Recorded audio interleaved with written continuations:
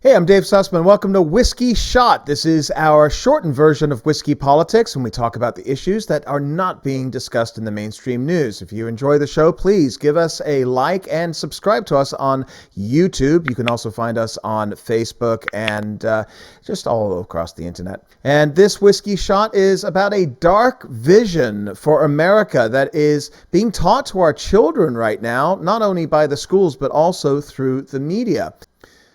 Now, most Americans like America. Is it a perfect union? Of course not. The fact is there are problems in this country like there are problems in every part of our lives, whether it's a country or a neighborhood or just your own individual household. But of course, unlike so many other countries, we've been given the opportunity to strive for that perfect union, to make everything around us better. And, if you take a look at the trajectory of the United States, it certainly is doing just that. But it certainly has ghosts of the past as well. We have a history of slavery, and the left want to make sure that every single day we are reminded of that. Yet, along with just every other country around the world at some point, slavery did exist. America tore herself apart over it. Approximately 620,000 soldiers died during the Civil War. Now, what was the Civil War fought for? Well, by the mid-1800s, the North's manufacturing and industry was well established, while the South's economy was based on a system of large-scale farming, mostly depending upon the labor of black slaves to grow certain crops, namely tobacco and cotton. And who defended and protected slavery in the South? It was the Democrats. There was a growing abolitionist sentiment in the North after the 1830s, and the Northern opposition to slavery's extension into the new Western territories led to many Southerners fearing that the existence of slavery in America, the backbone of their economic model, was in danger. Things went from tense to just downright violent when Congress passed the Kansas-Nebraska Act, which opened new territories to slavery. Pro and anti-slavery forces, they struggled violently in what was known as Bleeding Kansas, while opposition to the act by those in the North led to the formation of the Republican Party. It was a new political entity that was based upon the principle of opposing slavery's expansion into the new territories. How many are learning that in school? The Supreme Court's 1857 ruling in the Dred Scott case incensed abolitionists, gave them momentum to the anti-slavery movement, and served as a stepping stone to the Civil War. Abraham Lincoln's election in November of 1860 was the final straw for the South, and within 3 months, 7 Southern states seceded: South Carolina, Mississippi, Florida, Alabama, Georgia, Louisiana, and Texas. In 1863, Lincoln issued a preliminary Emancipation Proclamation which freed all the slaves in the rebellious states, depriving the Confederacy of the bulk of its labor forces. And on the eve of victory, the Union lost its great leader. John Wilkes Booth assassinated President Lincoln, the first Republican president. Almost 100 years later, at the foot of the Lincoln Memorial, Martin Luther King carried on the same message of Lincoln: the abolitionists and those who support true freedom for all Americans. I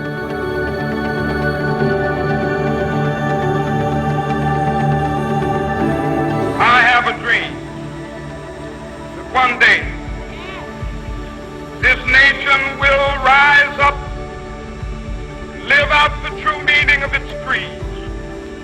We hold these truths to be self-evident, that all men are created equal. I have a dream that one day on the red hills of Georgia, sons of former slaves and the sons of former slave owners will they be able to sit down together at the table of brotherhood. I have a dream. My 4 little children will one day live in a nation where they will not be judged by the color of their skin, by the content of their character. I have a dream today.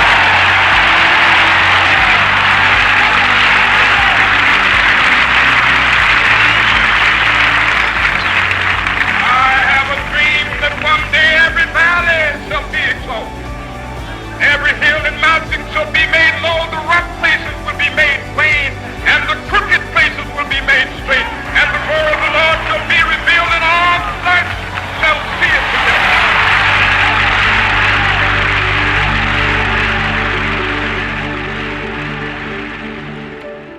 Now, today there seems to be this growing ingratitude that we see that's associated with Bernie Sanders and the left and the socialists, people like AOC and her minions in the squad.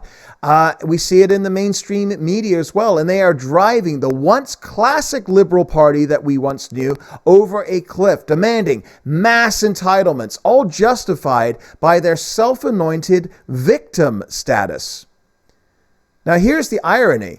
By using race to divide us, lesser informed voters are being manipulated to vote for the very people that have just spent the last 50 years hurting them by telling them that the solutions to their problems are found in government.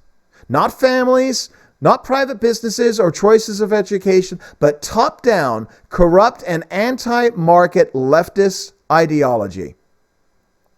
Lyndon Johnson's Great Society has not only harmed Black Americans, but has indoctrinated many others who believe that to question the intent of generational welfare, that in itself is racist. And this has caused generations of people to truly believe that any problems existing in Black America today stems from racism and slavery. And oh, by the way, it was the Democrats who pushed for the Great Society, and it was LBJ who has been quoted saying some awful racist things, which today's Democrats will pretend, first of all, it doesn't matter, and oh, by the way, if I have to answer for it, well, he was just answering to the Dixiecrats in the South. Yeah, you mean the racists? Of course, we've been warned about this all along from great minds like Thomas Sowell. Mystical references to society and its programs to help may warm the hearts of the gullible, but what it really means is putting more power in the hands of bureaucrats. And on what the left are now selling, socialism in general has a record of failure so blatant that only an intellectual could ignore or evade it.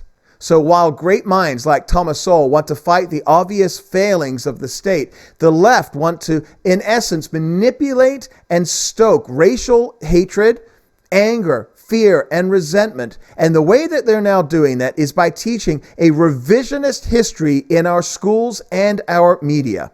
The 1619 Project, a series on the New York Times, and they also have a podcast on this, has been sold by many in liberal academia as a way to reframe the country's history, to actually re-educate our children. And the media is walking arm in arm with these revisionists. This perspective of a dark chapter of our history that suggests that African slaves brought to America in 1619 has resulted in the systemic racism of today, which keeps minorities down. And in their words, a re-education is necessary. According to New York Times writer Nicole Hannah-Jones, we are the children of slaves and slave owners, and we should teach our children, especially if you have Black children, to believe that they were born into the victimhood of systemic racism. If you want to understand the brutality of American capitalism, you have to start on the plantation. Okay, so capitalism is racist. Got that? You know, I couldn't imagine teaching my children to think like this, in this victim mentality. You know, there's atrocities everywhere. Everybody's experienced atrocities in their bloodline. My grandfather He was an RAF fighter. He was shot down in World War II over Nazi-occupied France. He was a prisoner of war for 4 years. 10,000 innocent people were killed daily to combine for almost over 6 million people in the Holocaust. He died at 57. Do I want my children to think that because there's anti-Semitism still to this day, that they should be victims? Of course not. They're not victims, and any parent or teacher who suggests so should be fired or placed in counseling. It's a horrible message. It's deeply divisive, and it's very damaging. And it's done on purpose, by the way. It's all about maintaining the power that can come from creating anger, fear, and resentment. And, these are people that are being indoctrinated in schools that in turn, in the minds of the professors and the people that are writing this stuff, these students can come basically out and become community activists and have that power to change our politics. And that's what it's all about. The insatiable thirst for power by the left is being promulgated by college professors and complicit media who are, in essence, training armies of community social justice warriors. The 1619 Project's interpretation of history, which doesn't just raise the issue of slaves being brought to America in 1619, that's true. We know this. Again, most countries around the world had, or in some cases still even have, some form of slavery. And that doesn't make it right. It's horrible. It's atrocious. Okay? But it was, unfortunately, what was done during that time.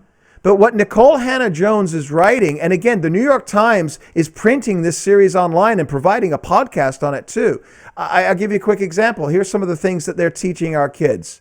America holds onto an undemocratic assumption from its founding that some people deserve more power than others.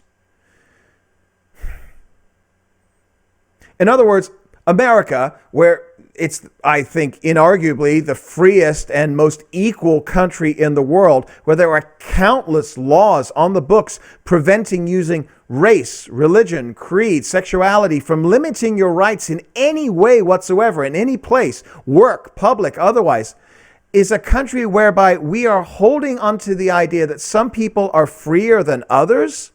You know who has more power than others, Nicole Hannah-Jones? Ivy League professors and liberal journalists whose dangerous ideas are enabled by America's most read newspaper, and who fill America's youth, their head with this sewage, this vitriol. But try firing these people. You can't if they have tenure. Now that's power. Why doesn't the United States have universal health care? The answer begins with policies enacted in the Civil War. Look, the Civil War was about stopping slavery. Slavery is an important part of American history. It led to our worst war against ourselves, where several 100,000 Americans died in order to free the slaves. But you blame the inner city, destitution, lack of good schools, and health care on slavery? How about you look in the mirror, Democrats? You built this. And you want even more crazy? Anna Kasparian, who does a show with Cenk Uygur. You know Cenk, he's over at the Young Turks. It's just a bunch of angry leftists over there. She's suggesting that Abraham Lincoln may have actually had an ulterior motive in freeing the slaves. What she's referring to is there's some, leftist ideology out there that suggests that President Lincoln actually wanted to send the freed slaves back to Africa, which inherently sounds racist on the surface, but what it comes down to is that he was concerned that the blacks after Civil War were going to be attacked by so many people that were left angry after the end of the Civil War. And he ended up realizing it just wasn't practical to begin with anyway, so it was just a short-lived idea. But listen, Anna and her enlightened ones puts this all on Lincoln is a racist. It's very clear that nothing triggers the right wing more than simple, clear, transparent information about this country's history. Because really, in our history classes, we get a very watered down version of how America was founded and what the history of slavery really is, how Abraham Lincoln really felt about the slaves, what his political intentions really were in freeing the slaves. I mean, these are things that you don't learn about in history classes, and the right wing loves that, which is why they're so upset about the New York Times Magazine coming out with a podcast series titled 1619. The ideas that they are injecting into our kids' minds are dangerous and often from a place of ignorance or a limited scope of history. The sugar that saturates the American diet has a barbaric history as the white gold that fueled slavery. No. The corn syrup that saturates the American diet impacts every color, every race, and the epidemic of obesity and diabetes is colorblind. Stop it. Or how about this? Slavery gave America a fear of black people and a taste for violent punishment. Both still define our prison system. Nicole Hannah-Jones, I'm just going to ask you one question. Which president is actually getting prison reform done? Was it Barack Obama? Nope. Donald J. Trump, Republican.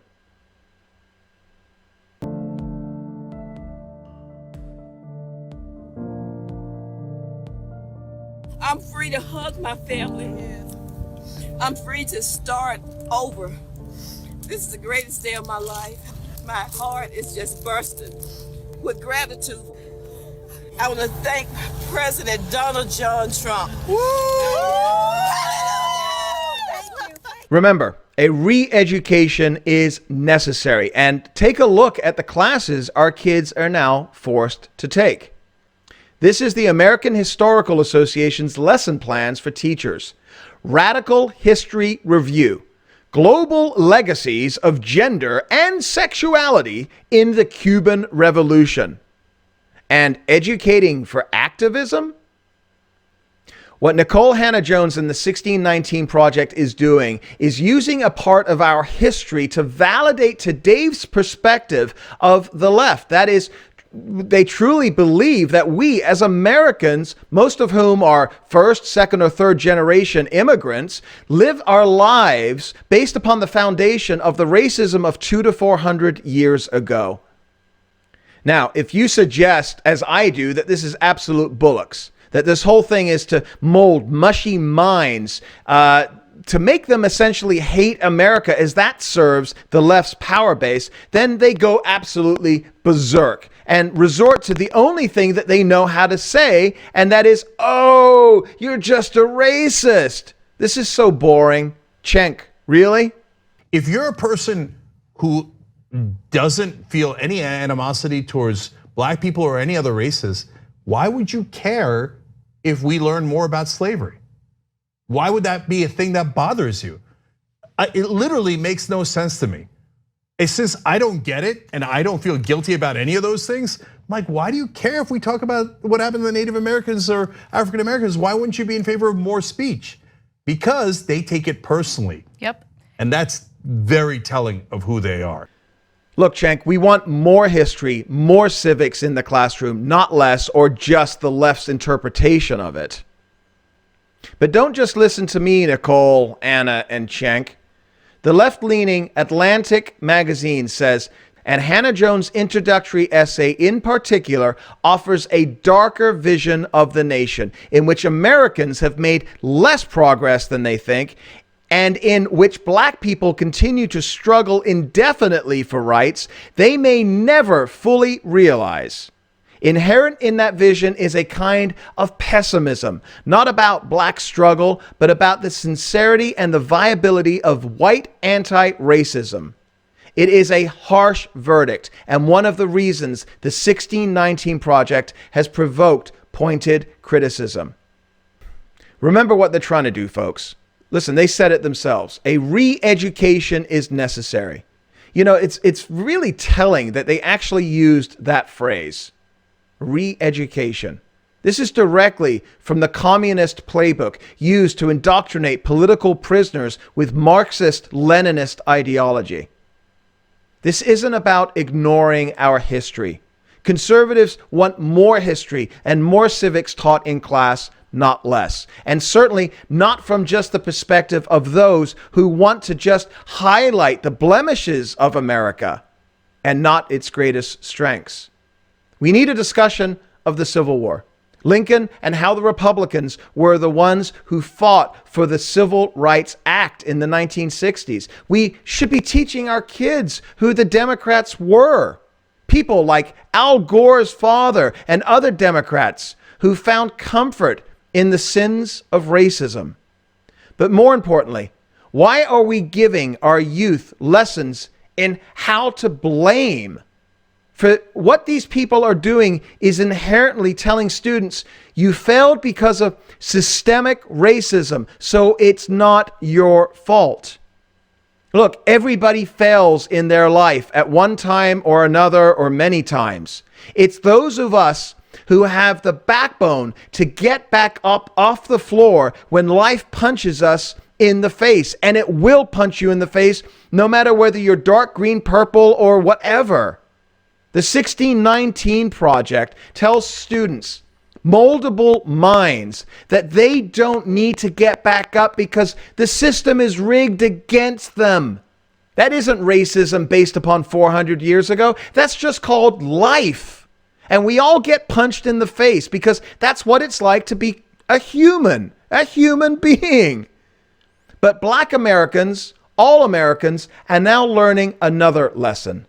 For this president shows us how to fight back against the injustices in our lives. When we got knocked down, you get back up. That's not a black thing. That's an American thing. Thanks for joining me at this episode of Whiskey Shot.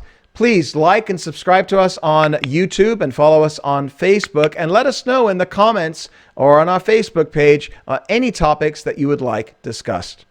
Cheers.